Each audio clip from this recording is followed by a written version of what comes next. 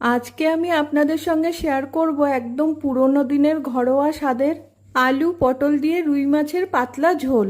এই রান্নাটার মধ্যে আছে এক অন্যরকম বাঙালিয়ানা, হালকা মশলা, পাতলা ঝোল আর সবজির মিষ্টি স্বাদ, সাথে রুই মাছ। সব মিলিয়ে এই রেসিপিটা গরম ভাতের সাথে খেতে একদম স্বর্গীয় লাগে। চলুন তাহলে ধীরে ধীরে রান্নাটা শুরু করা যাক। প্রথমেই মাছে নুন হলুদ মাখিয়ে রেখে দেব। এবার একটা মশলা বেটে নেব। তার জন্য নিয়েছি কাঁচা লঙ্কা, আদা আর গোটা জিরে। মশলাটা ভালো করে বেটে তুলে আলাদা করে রেখে দেব। এরপর কড়াইতে সর্ষের তেল দিয়ে ভালো করে গরম করে নেব। তারপরে একে একে মাছের পিসগুলো দিয়ে উল্টিয়ে পাল্টিয়ে হালকা করে ভেজে তুলে নেব। এখন ওই তেলের মধ্যেই একসাথে কেটে রাখা আলু আর পটলটা দিয়ে দেব। পটলের খোসা ছাড়িয়ে আমি মাঝখান থেকে হাফ করে নিয়েছি। এবার সামান্য হলুদ দিয়ে পটল আর আলুটা হালকা করে ভেজে নেব। ভাজা হয়ে গেলে তুলে নেব। এখন ওই তেলেই ফোড়ন দেব গোটা জিরে।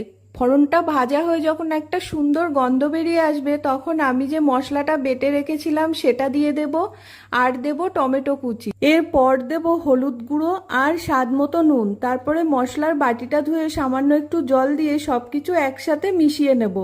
এবার মশলাটা ততক্ষণ কষে নেব যতক্ষণ না মশলা থেকে তেল ছেড়ে দেয়। মশলা থেকে যখন তেল ছাড়তে শুরু করবে, তখন আগে থেকে ভেজে রাখা আলু আর পটলটা একসাথে এই মশলার মধ্যে ঢেলে দেব। এখন আলু আর পটলটা মশলার সাথে খুব ভালো করে মিশিয়ে আরও 2 মিনিট মতো কষে নেব। তারপরে ঝোলের জন্য পরিমাণ মতো জল দিয়ে দেব। এখন ভালো করে নেড়ে চেড়ে ঝোলটাকে ফুটতে দেব। ঝোলটা যখন ভালোভাবে ফুটে উঠবে, তখন কিছুক্ষণের জন্য ঢাকা দিয়ে রেখে দেব। এরপর ঢাকাটা খুলে দেখে নেব আলু আর পটলটা সেদ্ধ হয়েছে কিনা। আলু আর পটলটা সেদ্ধ হয়ে গেলে ভেজে রাখা মাছগুলো এক এক করে দিয়ে দেব। এবার আলতো করে নেড়ে আরও 5 থেকে 7 মিনিটের জন্য ঢাকা দিয়ে রান্না হতে দেব। এই সময়টাতে মাছের ফ্লেভার ঝোলের মধ্যে সুন্দরভাবে মিশে যাবে। পাতলা ঝোলের মধ্যে আলু, পটল আর মাছের স্বাদ একসাথে মিলে একদম অসাধারণ একটা টেস্ট তৈরি করবে। এবার ঢাকাটা খুলে উপর থেকে কয়েকটা কাঁচা লঙ্কা দিয়ে গ্যাসটা বন্ধ করে 2 মিনিটের জন্য রেখে দেব। এতে সব ফ্লেভার আরও ভালোভাবে সেট হয়ে যাবে।